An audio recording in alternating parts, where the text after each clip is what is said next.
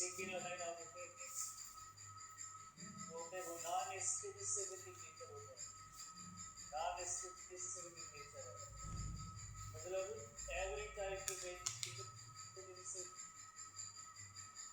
Fight करने की हमें सलाह देते हैं। और ये जो थर्ड लाइन आप देखें है जो एक्वायर्ड इम्यूनिटी है, जो इम्यूनिटी है, स्पेसिफिक नेचर है।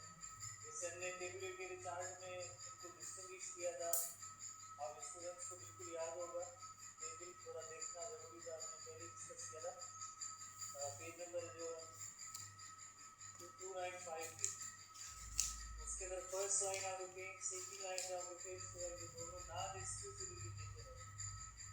पर थर्ड लाइन आप देखें से जो immune system immunity specific nature है, यानी पर्टिकुलर टाइप के पैथोजन से कॉम्बैट करने की सलाह होती है।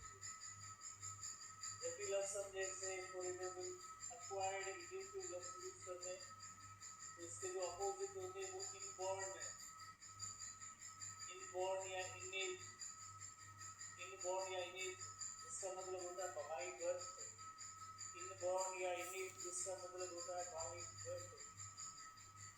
इसी 295 पेज पे आप देखेंगे तो चाहे फर्स्ट लाइन आप देखें तो या सेकंड लाइन आप देखें तो ये फर्स्ट और सेकंड लाइन आप देखें दोनों इनबॉर्न है, इनबॉर्न है, इनेट है, बाय बर्थ, बाय बर्थ यानी जो स्ट्रक्चर्स जो डिफेंस मिला है वो इनबॉर्न या इनेट है। पर ये जो है थर्ड लाइन आप देखें सर इसकी चंदे की प्रॉपर्टीज है जो हमें आज सबसे पहले से थर्ड लाइन आप देखें इसको सीखना है, वो कौन सी प्रॉपर्टीज है, उसके बाद हम जो नेक्स्ट के further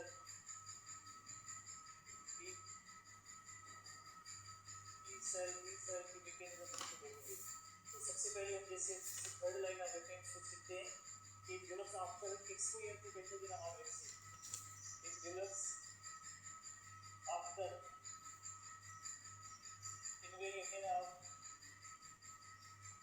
pathogens, pathogens are the disease causing agent, कोई भी डिजीज कॉजिंग एजेंट जब इंटर होता है या वैक्सीनेशन प्रोसेस के जैसे हम गुजरते हैं, वैक्सीन करवाते हैं, कोई फॉरेन पार्टिकल जैसे आर्टिफिशियल इंट्रोड्यूस करवाया जाता है, तो उसके बदले में जैसे इम्यून सिस्टम जो हमारे यहाँ डेवलप होता है वो है acquired immune system, acquired immunity है, वो इनेट इम्यूनिटी है जो बाई बर्थ नहीं हुई थी। जैसे फॉर एग्जाम्पल किसको अगर किसी भी पर्सन को चिकन पॉक्स का जो पैथोजन एंटर हुआ है उसके बाद उसमें एंटीबॉडी भी डेवलप हो जाती है, एंटीबॉडी भी डेवलप हो गई, उसके बाद इन केस ऑफ फ्यूचर री इन्फेक्शन हो कभी भी चिकन पॉक्स उसको नहीं होता है, तो ये जो है ऐसी इम्यूनिटी होगी उसे हम कहेंगे एजेंटिव नेचर है, एक्वायर्ड है, एजेंटिव है, एक्वायर्ड है। एक्वायर्ड का मतलब है कि जैसे किसी इन्फेक्शन या वैक्सीन के बाद ही जैसे ये इम्यूनिटी डेवलप हुई है, बाई बर्थ नहीं है, बाई बर्थ नहीं है, पैदाइशी नहीं है, बाद में जैसे डेवलप हुई, तो develops after invasion of pathogen, after invasion of pathogen और वैक्सीन वगैरह लिए। दूसरी फीचर या प्रॉपर्टी की जाएंगे कि पैथोजन भी स्पेसिफिक टाइप के होंगे, पैथोजेंस पैथोजेनिक स्पेसिफिक है, स्पेसिफिक का मतलब है जैसे फॉर एग्जाम्पल चिकन पॉक्स ने अटैक किया है तो चिकन पॉक्स से अगेन से एंटीबॉडी बन जाती है, उससे लड़ने की उसमें सलाह कहता है स्पेसिफिक है। तो ये जितने भी जैसे for example pathogenic specific nature होते हैं, जैसे हमें ये पॉइंट इधर होती है कि हर लाइन आप देखें स्पेसिफिक नेचर, हर मखसूस किस्म का जो पैथोजन होगा एक ही किस्म का पैथोजन होगा, उससे लड़ने की उसमें सलाह दी है, कॉम्बैट करने की सलाह दी है। और इसके कंपैरेटिवली जो फर्स्ट और सेकंड लाइन आप देखें ये नॉन स्पेसिफिक है, एवरी टाइप के पैथोजन से फाइट या से कॉम्बैट करने की सलाह दी होगी, ये डिफरेंस है। इधर जो पैथोजन होगा वो स्पेसिफिक होगा। तीसरी पॉइंट है कि इट पोजेसेस इम्यूनोलॉजिकल मेमोरी, इस इम्यूनिटी के अंदर it possesses immunological memory, immunological memory. Third line of defence में इम्यूनोलॉजिकल मेमोरी का भी मेमोरी बी सेल्स है और एक मेमोरी बी सेल्स है, मेमोरी बी सेल्स है, मेमोरी बी सेल्स है, मेमोरी बी सेल्स भी है, एक मेमोरी बी सेल्स भी है, और इनका काम होता है कि in case of reinfections and pathogen दोबारा से जैसे अटैक करता है बॉडी में जो होता है, तो हमारी बॉडी को जो है क्विकर स्ट्रॉन्गर रिस्पॉन्स होती है बिकॉज इम्यूनोलॉजिकल मेमोरी की वजह से, बिकॉज उससे देन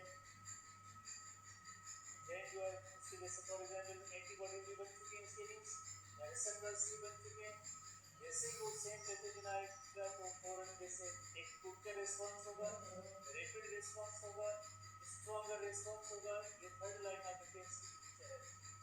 इसी तरह नेक्स्ट फीचर है कि इट डेवलप्स आफ्टर बर्थ, जैसे इम्यूनिटी डेवलप्स आफ्टर बर्थ के बाद फिर जैसे ये इम्यूनिटी प्रोवाइड होती है, और इसका जो रिस्पॉन्स होता है इससे इम्यूनिटी का जो response produces faster and stronger response, faster and stronger response पास होंगे। तो फर्स्ट रिस्पॉन्स होता है वो ज़रा स्लो होता है, फर्स्ट रिस्पॉन्स होगा वो स्लो होगा, और जो सेकेंडरी रिस्पॉन्स होगा, प्राइमरी रिस्पॉन्स स्लो होगा, सेकेंडरी होगा वो फास्ट होगा या क्विकर होगा। इस तरह की बिकॉज जैसे वैक्सीन होती है, वैक्सीन के मुख्तलिफ डोजेज लगते हैं, वो इसी तरह इम्यूनिटी को डेवलप करवाने के लिए होते हैं ताकि वो क्विकर रिस्पॉन्स फास्टर रिस्पॉन्स, ज़्यादा बार जैसे वैक्सीन के बूस्टर्स वगैरह लगते हैं उनका पर्पल ये होता है कि थोड़ी सी जो है नेक्स्ट टाइम जो है फास्टर और क्विकर जैसे रिस्पॉन्स प्रोड्यूस हो सके। थर्ड लाइन ऑफ डिफेंस की बस मजीद फीचर्स है, थर्ड लाइन ऑफ डिफेंस मजीद फीचर्स है, ये सब केस रिलेटेड क्वेश्चन है, कंपेयर किए जाएंगे ये सवाल फर्स्ट लाइन सेकंड लाइन के साथ कंपेयर किए जाएंगे। जैसे एक सवाल पिछले केस में हमने रखे थे कि फॉर एग्जाम्पल जो है प्लांट सेल और एनिमल सेल में कहाँ की डिफरेंस है, तो हमने कहा कि ये आउट ऑफ सिलेबस है, जैसे आउट ऑफ सिलेबस में भी आ सकते हैं सवाल, कैसे कि फर्स्ट और सेकंड लाइन के जैसे कंपोनेंट होंगे उनके कंपेयर में सवाल पूछे जाएंगे तो जहन में होनी चाहिए। इसी तरह से डेवलप्स आफ्टर बर्थ है मेमोरी स्लो और primary response, secondary response faster होगा, और इस थर्ड लाइन ऑफ डिफेंस को मीडिएटेड बाय इसके इम्यूनिटी अच्छी होगी, mediated by B lymphocytes and T lymphocytes. इसके जो सोल्जर है इस इम्यूनिटी के बी लिम्फोसाइट्स और टी लिम्फोसाइट्स है, इनके जरिए ये थर्ड लाइन ऑफ डिफेंस अच्छी होता है, या बी सेल्स से निकलते हैं, बी सेल्स या टी सेल्स से निकलते हैं, मुख्तलिफ टाइप्स हैं टी सेल के भी हम पढ़ेंगे, चंद टाइप्स हैं, तो बी सेल और टी सेल के जरिए ये अचीव होती है। तो मज़ीद चंद एक और भी इसकी प्रॉपर्टीज है थर्ड लाइन ऑफ डिफेंस की, जैसे पहली प्रॉपर्टी है कि ये स्पेसिफिसिटी का मतलब होता है स्पेसिफिसिटी, इस इम्यूनिटी की एक खास फीचर है स्पेसिफिसिटी, मतलब एक ओनली पर्टिकुलर टाइप की पैथोजन, पर्टिकुलर टाइप की जो है एंटीजन या पैथोजन के अगेंस्ट ये कॉम्बैट करेंगे या वर्क करेंगे, एक ही मतलब सिंपल वन टाइप का पैथोजन होगा। अगर इम्यूनिटी डेवलप हुई है पर्टिकुलर टाइप के पैथोजन के अगेंस्ट पर्टिकुलर एंटीजन, तो वही जैसे फॉर एग्जाम्पल किसी पर्सन ने अगर पोलियो की वैक्सीन ली है तो नेक्स्ट टाइम पोलियो वायरस से कॉम्बैट करने की सलाहियत डेवलप होगी, हेपेटाइटिस बी से नहीं। किसी ने हेपेटाइटिस बी की वैक्सीन करवाई है फॉर एग्जाम्पल, तो जस्ट हेपेटाइटिस बी के अगेंस्ट वो इफेक्ट बॉडी कॉम्बैट कर सकती है, कोई पर्टिकुलर टाइप के एंटीजन या पैथोजन से कॉम्बैट करने की सलाहियत होती है। जैसे फॉर एग्जाम्पल अगर हमने एक छोटा एग्जाम्पल लें, कॉमन एक शहर है, बड़ा शहर है और इसके अंदर पॉपुलेशन तो बहुत ज़्यादा है, और एक पर्टिकुलर टाइप के लोग होते हैं फॉर एग्जाम्पल क्रिमिनल्स हैं, तो सिक्योरिटी फोर्सेस क्या करेंगे, not for all, only particular type का जो पैथोजन होगा या जो अनवांटेड ऐसे तो नहीं है कि सिक्योरिटी फोर्स की बात कर रहे हैं तो हर एक से मुकाबला करेंगे। इसी तरह से पर्टिकुलर टाइप तो कितने टाइप के बहुत ज़्यादा डाइवर्स टाइप होते हैं, डाइवर्सिटी होती है। इससे में डाइवर्सिटी होती है, डाइवर्सिटी की मीनिंग होती है different types of pathogens, different type of antigens. जैसे फोर्सेस में ये सलाहियत है कि कार लेकर और मुझे उनसे लड़ने की भी सलाहियत है, फोर्सेस में ये सलाहियत है कि टेररिस्ट से उनसे लड़ने की सलाहियत है, फोर्सेस में ये सलाहियत है कि मोबाइल स्नेचर से उनसे भी जैसे फॉर एग्जाम्पल लड़ने की सलाहियत है। फोर्सेस में ये भी सलाहियत होती है कि जो फॉरेन दुश्मन मुल्क का वो टेररिस्ट है उससे भी लड़ने की सलाहियत है। तो ये मुख्तलिफ किस्म के पैथोजन, मुख्तलिफ किस्म के जो पैथोजन है उनसे लड़ने की सलाहियत है। ऐसे नहीं कि particular only one type of virus बस, वन टाइप ऑफ बैक्टीरिया बस नहीं, हर मुख्तलिफ किस्म के पैथोजन हो या मुख्तलिफ किस्म के फॉरेन सब्सटेंस हो उनसे लड़ने की इसमें सलाहियत मौजूद है। उसके बाद डाइवर्सिटी की बात किसी भी फीचर है मेमोरी। इस इम्यूनिटी की एक खास बात ये है कि मेमोरी है। मेमोरी का मतलब होता है री इन्फेक्शन। री इन्फेक्शन का मतलब है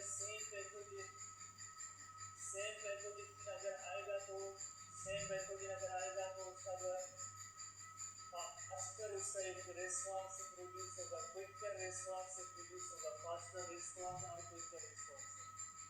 क्विकर रिस्पॉन्स होगा बिकॉज वो बॉडी अवेयर है। जैसे फॉर एग्जाम्पल हमने जो है अनवांटेड लोगों की और सिक्योरिटी फोर्सेस का जैसे हमने एक एग्जाम्पल लिया है, इम्यून सिस्टम है ही सिक्योरिटी फोर्स हो गया है। तो उसमें जैसे फॉर एग्जाम्पल अगर एक कोई ऐसा क्रिमिनल वन टाइम पकड़ा जाता है, वन टाइम उसको सजा होती है, सिक्योरिटी फोर्सेस उसकी सर्कल उसका आईडी कार्ड, उसकी रहने की जगह, उसकी एड्रेस, उसके घर का पता, लोकेशन, क्या कर रहा है, क्या एक्टिविटी है, कौन से फ्रेंड्स हैं उनसे मिल रहा है, सारी नॉलेज होती है, नोआ होती है। वो अलग बात है काम करें या ना करें उनकी अलग मर्जी है और इन्फॉर्मेशन होते हैं। सेम इसी तरह से बॉडी के अंदर एक बार अगर कोई पैथोजन आता है नेक्स्ट टाइम वो आएगा तो फौरन उसकी जो है किलिंग हो जाती है। आखिरी जो इसकी फीचर है जो थर्ड लाइन ऑफ डिफेंस की वेरी इंपॉर्टेंट कि यानी रिकग्निशन। रिकग्निशन की मीनिंग होती है self versus non self, self versus non self, self versus non self. ये रिकग्निशन जरूरी है, आइडेंटिफिकेशन जरूरी है। सेल्फ का मतलब है बॉडी के अपने cells, body own cells, own cells को नहीं किल करना है। अदर देन ओन मतलब फॉरेन पार्टिकल उनसे लेकर जाए, ये सलाहियत है कि रिकग्नाइज कर सकती है। जैसे फॉर एग्जाम्पल बी सेल या टी सेल जो कॉम्बैट करते हैं वो बॉडी के अपने फॉरेन पार्टिकल पैथोजन है, अदर देन ओन्स बॉडी है, उनसे कॉम्बैट करने की सलाहियत होती है। ऐसे नहीं कि सिक्योरिटी फोर्सेस आपको पता है कि जस्ट ओनली जो है क्रिमिनल्स होते हैं, अनवांटेड लोग होते हैं उनसे कॉम्बैट करते हैं। ऐसे नहीं कि सिक्योरिटी फोर्स के बाद वेपन्स आ गए, हर एक जो पर्सन जो अपने इस मुल्क का है, अपने इस वतन का एक पीसफुल शहरी है उसको तो खुद भी करेगा, खुद छोड़ देगा, उनका तहफ़्फ़ुज़ करेगा, उनका प्रोटेक्शन करेगा। तो अपनी बॉडी का जैसे ओन सेल्स है उनको बचाना होगा, नॉन सेल्फ है उनकी जैसे क्लीन करना, उनसे कॉम्बैट करना, ये इससे थर्ड लाइन ऑफ डिफेंस की मेन फीचर है। सेल्फ वर्सेस नॉन सेल्फ में उनमें रिकग्निशन की एबिलिटी होनी चाहिए। जब ये रिकग्निशन की एबिलिटी ना हो तो अंदाज हो कि फायरिंग नतीजा क्या होगा, अपने लोग भी जैसे मर जाएंगे और दूसरे मर जाएंगे। हाँ ऐसी चीज़ होती है बॉडी के अंदर कभी कभार, कब होती है जब ऑटो इम्यून के साथ होता है, तब जो है बॉडी को पता ही नहीं चलता है कि कौन से अपने सेल्स हैं, कौन से सादे हैं, कौन से पराए हैं। तो सादे का पता ही नहीं चलेगा तो फिर वो खड़े जाए होता जड़ जाएगा, ये फर्क होता है ऑटो इम्यून डिसऑर्डर। वैसे कहते हैं ऑटो इम्यून डिसऑर्डर, किसी को पता है ऑटो इम्यून डिसऑर्डर का नहीं पता है।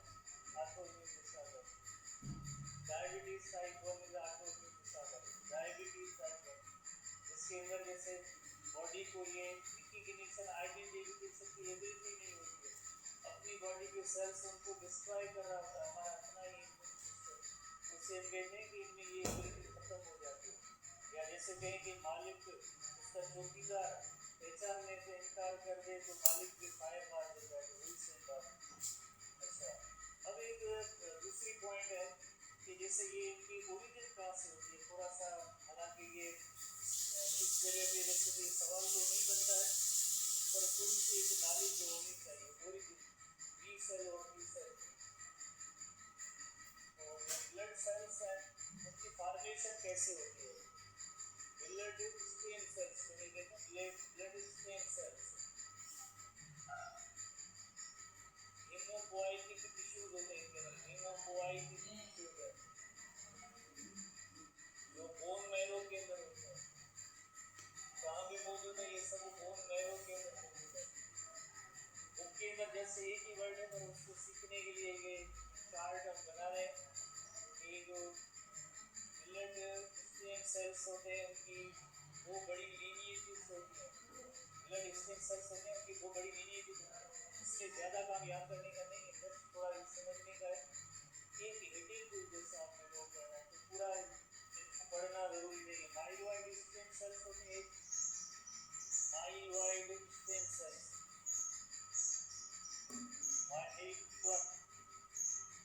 Stem cells.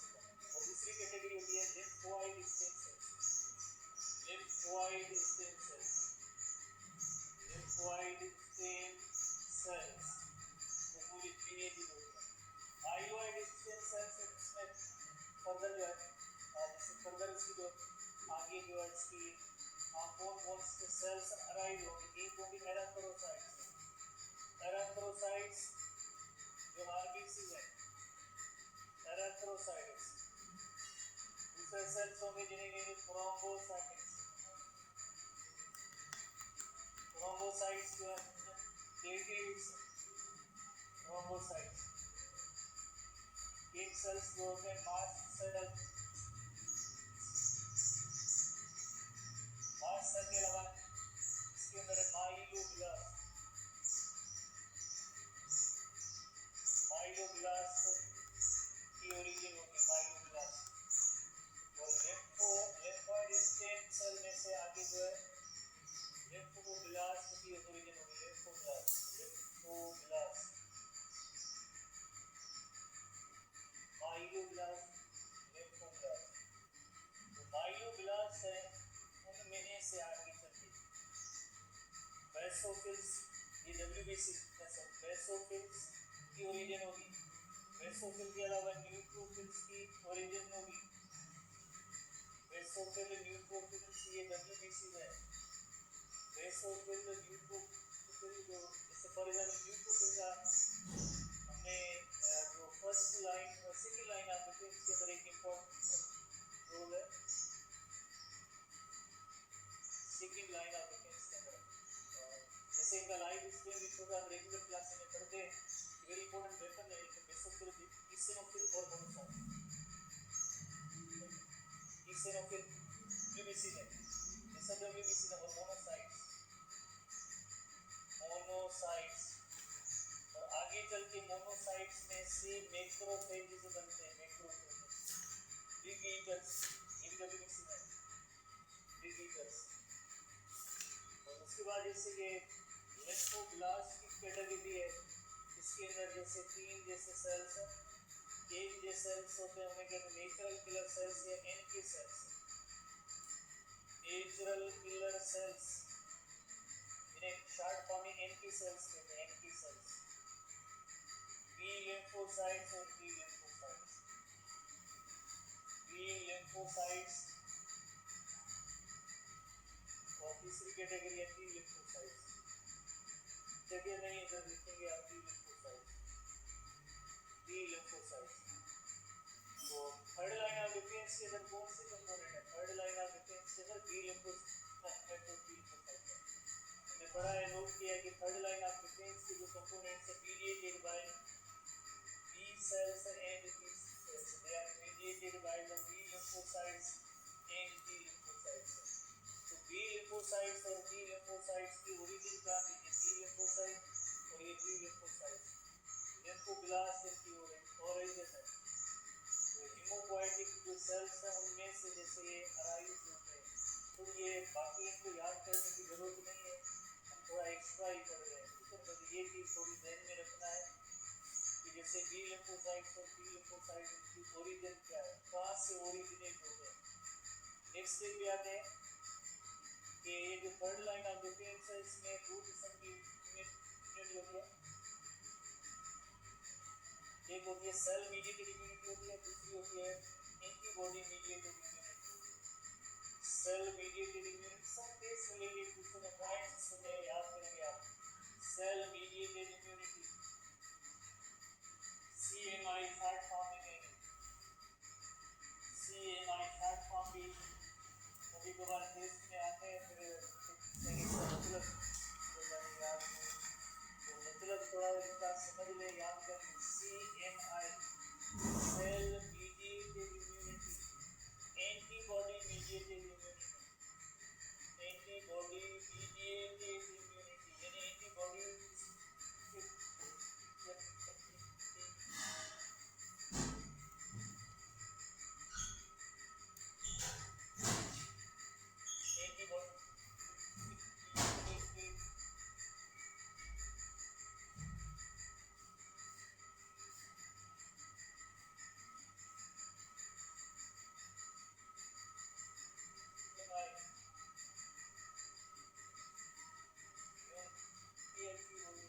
सेल्स या बी लिम्फोसाइट्स की वेबसाइट से देखिए अच्छी होती है।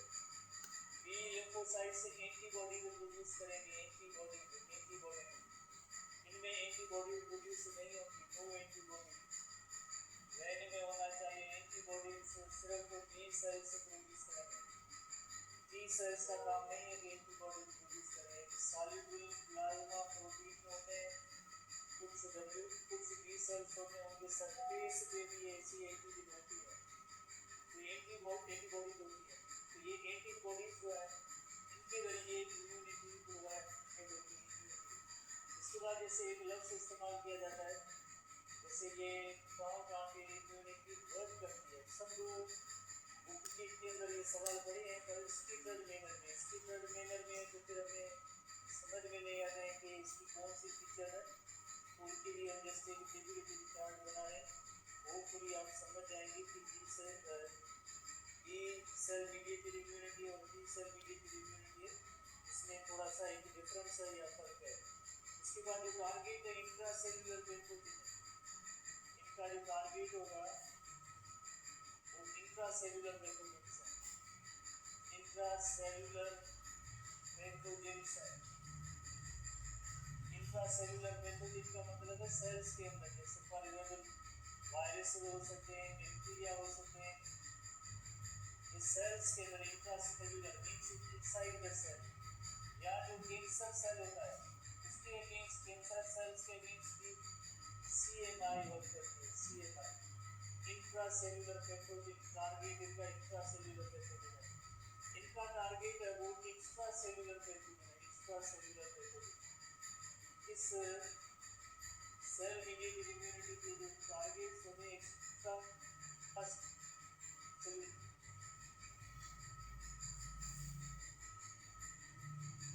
से बाहर, जैसे फॉर एग्जाम्पल जो ब्लड होता है, ब्लड का जो प्लाज्मा पार्ट है उसके अंदर जो एंटीबॉडी मौजूद है, ये ब्लड के अंदर किसी यानी सेल के अंदर जो है, फॉर एग्जाम्पल किसी दूसरे सेल के अंदर जैसे उसको जैसे किल नहीं करते हैं, इसका जो टारगेट होगा अगर प्लाज्मा के अंदर होता है तो एक्स्ट्रा सेलुलर लफ्ज़ इस्तेमाल होगा। एक्स्ट्रा सेलुलर, जैसे एक्स्ट्रा सेलुलर का मतलब है बैक्टीरिया टॉक्सिन्स या फ्री वायरस में बैक्टीरिया ऐसे घूम रहे हैं, तो जो ऐसे गली मोहल्लों में घूम रहे हैं, तो वो किसी ऑफिस में घुस गए, फर्क है। किसी ऑफिस में घुस गए तो मतलब ये इंट्रासेलुलर हो गए। गली मोहल्ले में बाहर ऐसे घूम रहे, रोड रास्ते पे बैक्टीरिया फ्री वायरस का मतलब है कि ये वायरस है अभी किसी सेल में एंटर नहीं हुआ है, या जो इन बैक्टीरिया की टॉक्सिन्स है उनके अगेंस्ट इफेक्टिव तरीका होता है। कौन सा तरीका? CMI वाला, सेल मीडिएटेड इम्यूनिटी वाला। ये हुआ टारगेट। टारगेट के बाद नेक्स्ट है कि for example site of action, कहाँ पे ये वर्क करती है इम्यूनिटी? Site of action. इस इम्यूनिटी का एक्शन जैसे कहाँ पे होता है? सेल्स के अंदर, इनसाइड सेल्स, इनसाइड सेल्स के अंदर जैसे इनका एक्शन होता है। और इनका जो एक्शन होता है फ्लूइड्स के अंदर होता है, बॉडी फ्लूइड्स के अंदर। बॉडी फ्लूइड्स लाइक ब्लड है, और बॉडी फ्लूइड्स के लिए एक कलेक्टिव ब्लड से पुराने दौर में इस्तेमाल होता है, आजकल नहीं हो रहा है। ह्यूमर के ह्यूमर, इस वजह से ह्यूमरल बॉडी फ्लूइड्स के लिए कोल्ड एक गर्म इस्तेमाल होता है, ह्यूमर, कोल्ड ह्यूमरल इम्यूनिटी। और इसी तरह से जैसे फॉर एग्जाम्पल इनकी साइट ऑफ एक्शन जो है सेल्स है, सेल्स के अंदर जैसे वायरस और बैक्टीरिया है तो उनकी किलिंग जो है इसे CMI के जरिए होगी, CMI के जरिए होगी। जैसे मैकेनिज्म है किस तरह से, जैसे फॉर एग्जाम्पल ये CMI वर्क करती है मैकेनिज्म में देखेंगे। एक जैसे हेल्पर टी सेल है, हेल्पर टी सेल जो मीडिएट करता है इम्यून सिस्टम के कंपोनेंट को एक्टिव करता है। साइटोटॉक्सिक टी सेल है, ये सब पढ़ेंगे, डायरेक्टली किलिंग करता है। फिर इसके अंदर जो मेमोरी टी सेल होता है, मेमोरी टी सेल होता है वो फ्यूचर में या इन्फेक्शन जो होते हैं उनकी किल करने का एक अच्छा तरीका होता है। इस तरह से इनकी किलिंग होती है। बाकी जैसे अगर CMI की कंपेरेटिव अगर देखें तो इसमें जो किलिंग का जो तरीका है वो न्यूट्रलाइजेशन है। न्यूट्रलाइजेशन, एंटीबॉडी न्यूट्रलाइजेशन के जरिए किल करवाते हैं। फेगोसाइटोसिस में हेल्प देते हैं, प्रोमोट करते हैं डायरेक्टली फेगोसाइटोसिस में। थोड़ी देर के बाद हम सीखेंगे उसमें इनडायरेक्ट वे में इन्वॉल्व है, इनडायरेक्ट वे में इन्वॉल्व है, न्यूट्रलाइजेशन में इन्वॉल्व है। कॉम्प्लीमेंट प्रोटीन्स होते हैं उनको एक्टिवेट करते हैं, कॉम्प्लीमेंट प्रोटीन्स को भी एक्टिवेट करते हैं। इस तरह से जो मेथड इनकी किलिंग करेंगे इसको हम सीखते हैं। चौथा भी इनके अंदर एक टाइप होता है, इसके अंदर जस्ट टी सेल है, इसमें टी सेल के 4 टाइप होते हैं। 3 तो ये टाइप है, 3 टाइप ये है कि चौथा भी टाइप होता है पर उसका एक अलग रोल है। कौन सा है वो सेल होगा? T cell, suppressor T cell, regulatory T cell या सप्रेसर टी सेल होगा। 4 सेल्स इसके अंदर इन्वॉल्व है।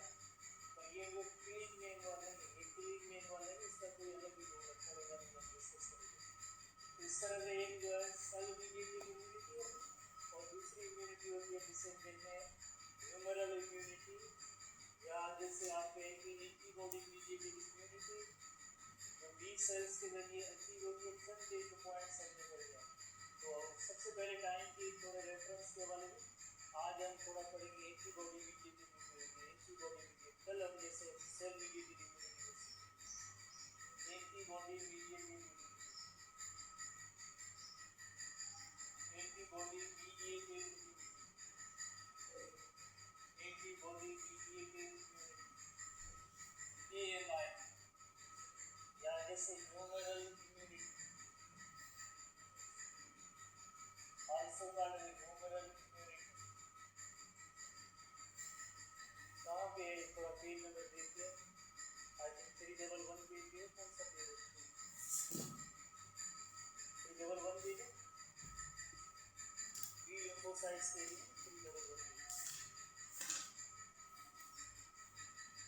बी लिम्फोसाइट वाली हेडिंग बोल दिया है नजर आए, B lymphocytes 311 page, B lymphocytes.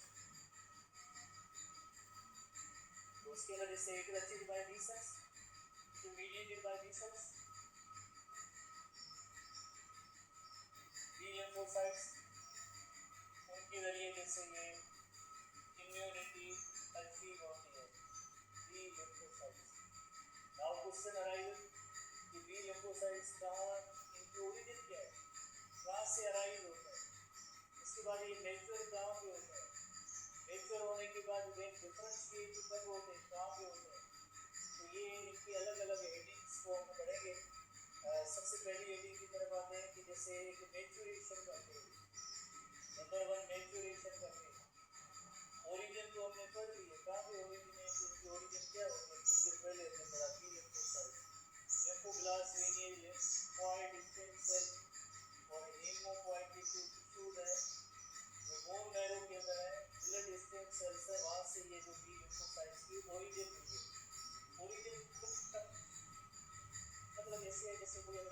इंसान पैदा हुआ है, वो इंसान जो एक दिन पहले अपने पेरेंट्स के पास उसकी ग्रोथ होती है, ट्रेनिंग होती है, उसके बाद वो प्रोफेशनल होता है, जैसे किसी सिक्योरिटी फोर्स में जाता है, सिक्योरिटी फोर्स उसकी जो ट्रेनिंग करते हैं, फिर एक जैसे सिक्योरिटी फोर्स ट्रेनिंग करने के बाद उनके यहाँ कुछ कॉम्बैट भी होते रहते हैं, कॉम्बैट होते हैं तो और मजीद सीखते हैं, एक थ्योरी जो कॉम्बैट होता है, एक वाकई प्रैक्टिकली कॉम्बैट होता है, तो उसमें और तजुर्बा भी आ जाता है। इसी तरह से मैच्योरेशन यानी पैदा होने के बाद मैच्योरेशन इनकी कहानी हुई, ओरिजिन के बाद मैच्योरेशन बी सेल की कहानी हुई। मैच्योरेशन होती है बोन मैरो और स्प्लीन के अंदर, बोन मैरो एंड स्प्लीन के अंदर मैच्योरेशन होती है, बोन मैरो के अंदर भी मैच्योरेशन होती है इन सेल्स की, स्प्लीन के अंदर भी मैच्योरेशन होती है। उधर क्या सिखाया जाता है, उधर ये सेल क्या सीखते हैं कि भी टॉलरेंस टॉलरेंस सीखते हैं, टॉलरेंस सीखते हैं। जैसे घर में अभी एक बच्चे का हम एग्जाम्पल ले रहे हैं, और एग्जाम्पल बच्चा जो है जैसे बड़ा हो रहा था, पेरेंट्स इसको सिखाते हैं कि फला फला ये हमारे रिलेटिव है, ये रिलेटिव है, वो रिलेटिव नहीं है। थोड़ा ही बच्चा बड़ा होता है तो उसको पता चल जाता है, गेट ही नहीं ओपन करता है कि जैसे ये हमारे रिलेटिव नहीं है, घर का गेट ही ओपन नहीं होता। फॉर एग्जाम्पल जैसे थोड़ा थोड़ा और मजीद बड़ा होता जाएगा तो और इसके तरह से ट्रेनिंग जो है डेवलप हो जाती है। तो टॉलरेंस का मतलब होता है कि सेल्फ वर्सेस नॉन सेल्फ को सीखे, सेल्फ वर्सेस नॉन सेल्फ, यानी नॉन सेल्फ से कॉम्बैट करे और जैसे सेल्फ है उससे कोई कॉम्बैट वगैरह ना करे, उससे कहेंगे टॉलरेंस। क्योंकि इम्यून सिस्टम है उसमें कॉम्बैट करने की सलाहियत है, किससे कॉम्बैट करे, कॉम्बैट या अपनी बॉडी के सेल से करे या नॉन सेल से करे, इसे कहते हैं मैच्योरेशन। टॉलरेंस उसमें जैसे आ जाती है। मैच्योरेशन के बाद जो इन बी सेल्स के अंदर एक फिनोमेना होता है जिसे कहते हैं एक्टिवेशन, एक्टिवेशन, मैच्योरेशन के बाद है एक्टिवेशन। एक्टिवेशन जो है लिम्फ नोड और स्प्लीन के अंदर होती है, लिम्फ नोड और स्प्लीन के अंदर। फॉर एग्जाम्पल बुक में ये काफ़ी सारी चीज़ें नहीं है, हमने थोड़ा सा इसको आसान किया है, अरे आप इनको याद ना करें, अगर बुक में नहीं है तो आप अगर याद ना करें तो इसके लिए बुक को उसी को फॉलो करें, पर इनके काम करने का तरीका सीख रहे हैं। लिम्फ नोड या स्प्लीन, फॉर एग्जाम्पल उधर कोई एंटीजन आता है, फॉर एग्जाम्पल उधर कोई फॉरेन पार्टिकल आता है, फर्स्ट टाइम पहले तो जस्ट उन्होंने बताएगा, बातें बताएंगे कि हाँ ये अपने ये बनाए, ये सेल्फ है, ये नॉन सेल्फ है, फिर बाकी इन जगहों पे एंटीजन कोई आया है, कॉम्बैट हुई है, कॉम्बैट हुई है तो कॉम्बैट करेगा, एक्टिवेशन होगी, वरना पहले तो वो जस्ट एवं थे, अब जो है वो एक्टिवेट हो गए। एक्टिवेट का मतलब है वो कॉम्बैट करेंगे, इनकाउंटर करेंगे, पैथोजन से लड़ेंगे, उसमें एबिलिटी डेवलप होगी, एंटीजन फॉरेन पार्टिकल या पैथोजन से कॉम्बैट होगी। जब पैथोजन से कॉम्बैट होगी, पैथोजन से कोई कॉम्बैट वगैरह होगी, उसके बाद इसमें मजीद मजीद जैसे इसके अंदर डिफरेंशिएशन का अमल होगा, एक्सटेंशन एंड डिफरेंशिएशन, मुख्तलिफ किस्म के जो बी सेल जो है प्रोड्यूस हो जाएंगे, डिफरेंशिएशन का अमल होगा, डिफरेंशिएशन यानी डिफरेंट टाइप के बी सेल्स बन जाएंगे। एक जो अपनी प्लाज्मा सेल्स होंगे और दूसरे जो मेमोरी बी सेल होंगे, प्लाज्मा सेल्स और मेमोरी बी सेल बन जाएंगे, इससे नहीं डिफरेंशिएशन। तो डिफरेंशिएशन कहाँ पे होती है, लिम्फ नोड और अगेन बोन मैरो स्प्लीन के अंदर, lymph node bone marrow spleen के अंदर, बोन मैरो के अंदर भी होती है, स्प्लीन के अंदर भी होती है, बुक में इतना ज़्यादा तफसील नहीं है। तो आगे इसके अंदर क्या होगा, इसके अंदर आपको दो किस्म के सेल्स बन जाएंगे, जैसे एक जो प्लाज्मा सेल्स बन जाएंगे, यही बी सेल्स जो प्लाज्मा सेल्स बन जाएंगे, और यही बी सेल्स जो मेमोरी बी सेल्स बन जाएंगे। जैसे एक छोटा एग्जाम्पल ले रहे हैं, जो कॉम्बैट हुई है, किससे कॉम्बैट हुई है, किसी अनवांटेड पर्सन से हुई है, उसको भगाया है या अब उसको पकड़ के बस लीगली उसको सजा दिलवा दे, तो फिर वो बी सेल को सीख गए कि ये वही फला पर्सन है, तो मेमोरी बी सेल बन जाएंगे, मेमोरी बी सेल बन जाएंगे। दूसरे एक सेल होंगे तो वो आगे एंटीबॉडीज भी प्रोड्यूस करेंगे, तो इससे कहते हैं डिफरेंशिएशन। इन तीनों चीज़ों को समझने के लिए एक इलस्ट्रेशन बनाते हैं, होपफुली आप समझ जाएंगे। एक किस तरह से जो है ये बी सेल्स वर्क करते हैं, किस तरह से बी सेल वर्क करते हैं। बुक में इतना ज़्यादा तफसील नहीं है, हम अपने दौर पे ऐसी चीज़ें बना रहे हैं। जैसे फॉर एग्जाम्पल ये एक बी सेल है, इसकी ओरिजिन हुई है, जिसे कहेंगे नेव बी सेल्स। नेव बी सेल का मतलब है अभी जैसे कि ओरिजिन हुई है, कोई कॉन्वेंट नहीं हुआ है, कोई एंटीबी इसको मिला ही नहीं है, कोई फॉरेन पार्टिकल से इसका रिलेशन डेवलप नहीं हुआ, ऐसे सेल को कहते हैं नेव बी सेल। नेव बी सेल कहते हैं। हालांकि इसके पास ट्रेनिंग है कि फॉरेन पार्टिकल से लड़ सकते हैं। फिर क्या होता है कि एक्टिवेटेड होता है, तभी एक्टिवेटेड होता है इसकी प्लाज्मा मेम्ब्रेन पे एक रिसेप्टर्स डेवलप होंगे जिन्हें कहते हैं PCR, B cell receptor, B cell receptors. एक चीज ध्यान में रखना है कि बी सेल रिसेप्टर के जो जीन होते हैं, क्योंकि ये प्रोटीन है, सर्विस प्रोटीन है, इसके भी जीन होंगे वही सेम जीन एंटीबॉडी भी बनाए। एंटीबॉडीज दो फॉर्म्स में मौजूद होती है, एक बी सेल के प्लाज्मा मेम्ब्रेन के साथ मौजूद है, दूसरी एंटीबॉडी क्या होती है, दूसरी एंटीबॉडी प्लाज्मा ब्लड की प्लाज्मा पार्ट के अंदर सर्कुलेट कर रही होती है, वही सेम इसके जीन होते हैं। तो ये है बी सेल रिसेप्टर, जिसे बीसीआर कहते हैं, यानी नेव बी सेल एक्टिवेटेड हुआ है। ये जो है नेव बी सेल जो हुआ है, बी सेल है ये एक्टिवेटेड एक्टिवेटेड का मतलब है इसका एनकाउंटर हुआ है, एनकाउंटर हुआ है पर्टिकुलर काइंड में कुछ, जैसे फॉर एग्जांपल इधर हम एक्सप्लेन कर रहे हैं ये बैक्टीरियम है, और बैक्टीरियम के सरफेस की जो उसके रिसेप्टर्स होते हैं उसके साथ ये बाइंड हुए, तो इस टाइप के जो है कोई फॉरेन पार्टिकल होंगे वो अज्यूम करेंगे यहाँ ये बैक्टीरिया इनसे लड़ना चाहिए, ये हमें ट्रेस करिए फॉर एग्जाम्पल। ऐसे बी सेल को हम कहेंगे एक्टिवेटेड ये बी सेल हुआ है। तो जब ये बी सेल एक्टिवेटेड हो जाता है उसके बाद क्या होता है, डिफरेंशिएशन का अमल होता है, B cell extension and B cell extension and differentiation.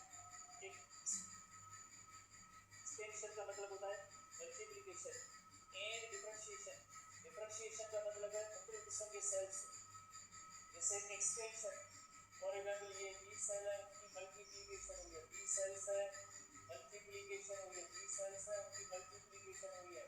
इसके अंदर एक ऐसे बी सेल्स होंगे जिनकी प्लाज्मा मेम्ब्रेन की सरफेस पे रिसेप्टर्स होंगे जिन्हें कहेंगे पीसीआर, बी सेल रिसेप्टर। तो मतलब क्या हुआ कि दो किस्म के सेल्स हैं, कौन से दो किस्म के सेल्स हैं, एक सेल है जिन्हें कहेंगे प्लाज्मा सेल्स और दूसरे सेल्स हैं जो मेमोरी बी सेल्स हैं।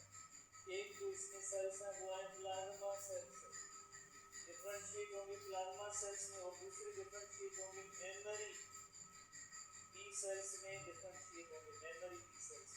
जो मेमोरी बी सेल होता है, memory B cell, memory B cell, उनकी प्लाज्मा मेम्ब्रेन पे ऐसे लाइक रिसेप्टर्स हैं पीसीआर होते हैं, जो प्लाज्मा सेल्स होते हैं दे सीक्रेट एंटीबॉडी, ये सीक्रेट एंटीबॉडी, ये एंटीबॉडी सीक्रेट करते हैं, एंटीबॉडी सीक्रेट करके एंटीबॉडी किसमें होते हैं, एंटीबॉडी जो ऐसी antibody you know very well, ये जो प्लाज्मा पार्ट होता है इसके अंदर जो सर्कुलेट कर रहे होते हैं, प्लाज्मा ब्लड की प्लाज्मा के अंदर जो सर्कुलेट कर रहे होते हैं, ये एंटीबॉडी जो प्रोटीन्स की सूरत में सीक्रेट होंगी वो प्लाज्मा सेल करेंगे, और मेमोरी बी सेल होंगी उनकी सरफेस पे रिसेप्टर की सूरत में मौजूद है। टीचर ने इनके इस सेम मेथड आएगा तो फौरन इसको रिप्लेस करेंगे, रिसेप्टर होती है इसको मकसद के लिए होते हैं कि फॉरेन पार्टिकल है उसके साथ बाइंड करें, इसके लिए जो क्विकली जो ऐसे रिसेप्टर्स मौजूद होते हैं। तो ये अरेंजमेंट होती है इस बी सेल की, नेव बी सेल्स होते हैं, फिर एक्टिवेट होते हैं, एक्टिवेट होने के बाद देन एक्सटेंशन एंड डिफरेंशिएशन होगी, अल्टीमेटली उसमें दो किस्म के सेल्स बनेंगे, एक प्लाज्मा सेल्स होंगे और दूसरे होंगे मेमोरी बी सेल। आखिर एडिंग की तरफ आते हैं कि ये जो एंटीबॉडीज है, एंटीबॉडी उनकी शेप किस तरह की होती है, एंटीबॉडीज जो है इसमें टोटल 4 पॉलीपेप्टाइड चेन होते हैं, 4 पॉलीपेप्टाइड चेन, इनमें टोटल जो 4 पॉलीपेप्टाइड की चेन्स है, 4 पॉलीपेप्टाइड की चेन्स है।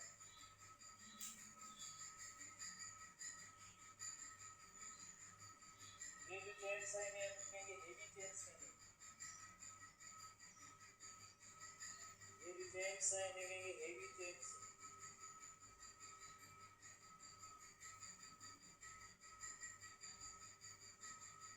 Heavy chains. तो ये हेवी चेन्स है,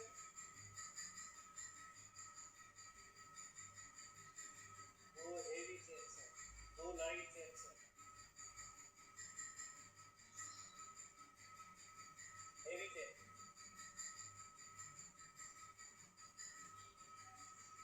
ऐसी दो हेवी चेन्स। इसी तरह से दो लाइट चेन्स है, जैसे एक लाइट चेन और ये दूसरी light chain,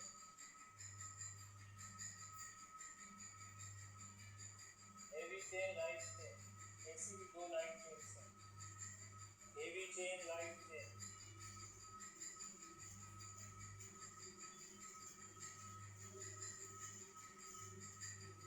heavy chain light chain और आपस में एक दूसरे के साथ कनेक्टेड है, जुड़ी हुई है सल्फाइड बॉन्ड के जरिए, डाई सल्फाइड बिल्कुल होती है,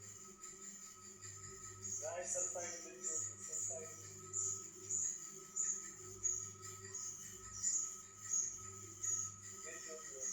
इसके अंदर एक पार्ट ऐसा होता है लाइट और हेवी चेन बिल्कुल, ये रीजन होते हैं, ये वेरिएबल रीजन है, इस रीजन को कहते हैं वेरिएबल, वेरिएबल रीजन। कुदरत ने, नेचर ने ह्यूमन बीइंग के अंदर ऐसी एंटीबॉडी बिलियंस, हमारे हिस्ट्री बुक के अंदर फिगर बिलियंस की तादाद में मुख्तलिफ किस्म, ऐसे नहीं कि सब एक जैसे, मुख्तलिफ किस्म के एंटीबॉडी बनाने की सलाहियत रखती है, मुख्तलिफ किस्म की एंटीबॉडी बनाने की सलाहियत रखती है। कोविड 2020 का एक वैक्सीन लगी तो आपको जो है जिन्होंने लोगों ने जिन लोगों ने वैक्सीन दवाई है तो उनकी बॉडी के अंदर क्या मौजूद है, एंटीबॉडी अगेंस्ट कोविड मौजूद है। क्या 2020 से पहले ये एंटीबॉडी किसी भी पर्सन में है नहीं, तो मतलब एंटीबॉडी को प्रोड्यूस करने की बिलियंस की तादाद में एंटीबॉडी प्रोड्यूस करने की ह्यूमन बीइंग की सलाहियत है। ये वेरिएबल रीजन होता है, इस वेरिएबल रीजन के साथ कोई पर्टिकुलर टाइप का पैथोजन होता है, वो आपके जैसे उसकी जो है सरफेस प्रोटीन आपके बाइंड होता है, इस तरह की अरेंजमेंट होती है। जैसे हमने पढ़ा है ये इसकी जो है दो किस्म की अरेंजमेंट होती है, एक अरेंजमेंट ये होती है कि फॉर एग्जाम्पल बी सेल के रिसेप्टर के तौर पे भी एंटीबॉडी होती है, पीसीआर के तौर पे, और दूसरी एंटीबॉडी जैसी कहाँ पे होती है, दूसरी एंटीबॉडी हमने पढ़ा है कि जैसे फॉर एग्जाम्पल जो ये ब्लड है प्लाज्मा पार्ट है उसके अंदर भी ऐसी एंटीबॉडी मौजूद है, एंटीबॉडी मौजूद है, सर्कुलेट कर रही है, दोनों का जीन सेम है, PCR as well as antibody इन दोनों का जीन सेम होता है या सिमिलर होता है।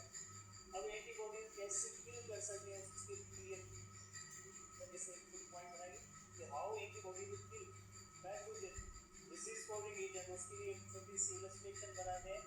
फॉर एग्जाम्पल ये बैक्टीरियम है, ये बैक्टीरियम है और इसके लिए मेरा सरफेस के प्रोटीन्स है, सरफेस के जो एंटीजेंस है, एंटीजेंस है, ये बैक्टीरियम और उसके एंटीजेंस है। अब इन एंटीजेंस को ट्रेस करने वाली जैसे एंटीबॉडी होती है, पर्टिकुलर एंटीबॉडी, ये जैसे एंटीबॉडी और ये एंटीबॉडी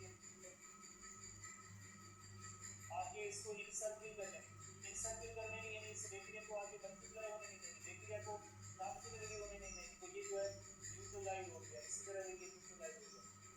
जैसे अगर कोई अनवांटेड पर्सन होता है, टेररिस्ट होता है, चोर होता है, घातकी होता है, उसके इर्द गिर्द अगर 10 से 15 सिक्योरिटी फोर्सेज के लोग आ जाए, ऐसे ही लोग आ जाए, तो फिर कहते हैं ये न्यूट्रलाइज हो गया, अब वो जो फंस गया, कहीं भी स्केल नहीं हो सकता है। बिल्कुल इसी तरह एंटीबॉडी इसको सर्किल कर देती है।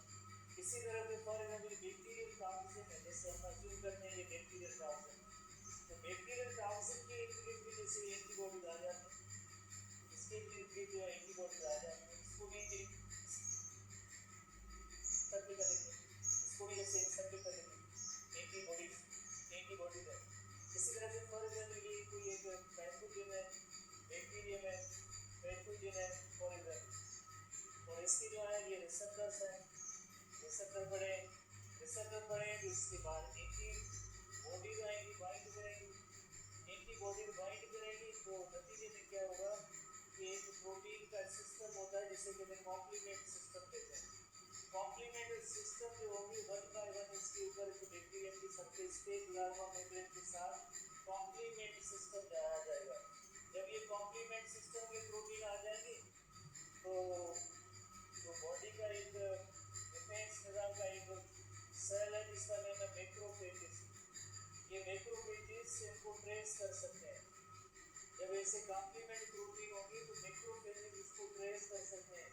कैसे? ये कहते हैं कि ये नॉर्मल बात नहीं है। ऐसे जिस तरह से किसी भी मार्केट में किसी भी एक रश वाली जगह पे कोई एक बंदा था चोर का डाकू का, उसको 8-10 लोग वो घेर चुके हैं, शोर शराबा हो चुका है, बाहर पुलिस वाले भी एक मौजूद थे पर उनको पता नहीं था कि इधर कोई चोर नहीं, पता नहीं था किसने पकड़ा, 8-10 लोगों ने पकड़ा, शोर शराबा हो रहा है तो ये पुलिस वाले आ जाएंगे तो क्या हुआ हटो इसको देखते हैं तो फिर इसको फैगोसाइटोसिस करेंगे और ये इसको खा जाएगा। मैक्रोफेजेस इसको फैगोसाइटोसिस करेंगे और इसको जो है इनगल कर देते हैं। और इसका ये रोल किसका हुआ? रोल हुआ सब इन्हें एंटीबॉडीज का हुआ। इस तरह से एंटीबॉडीज की किलिंग के तरीके होते हैं या पैथोजन को न्यूट्रलाइज करने के तरीके होते हैं, टॉक्सिन्स को न्यूट्रलाइज करने के तरीके होते हैं। ज़्यादा तफसील नहीं है पर यहाँ पे हमने 2-3 पॉइंट्स को नोट किए कि आओ एंटीबॉडीज किस तरह से कॉम्बैट करते हैं, फाइट करते हैं, इम्यूनिटी प्रोवाइड करते हैं, किस तरह से बॉडी का प्रोटेक्शन करते हैं, पर्पस करते हैं। वो सवाल से 2-3 चीज़ें तो कल की क्लास में हम 12th की सेल की बुकें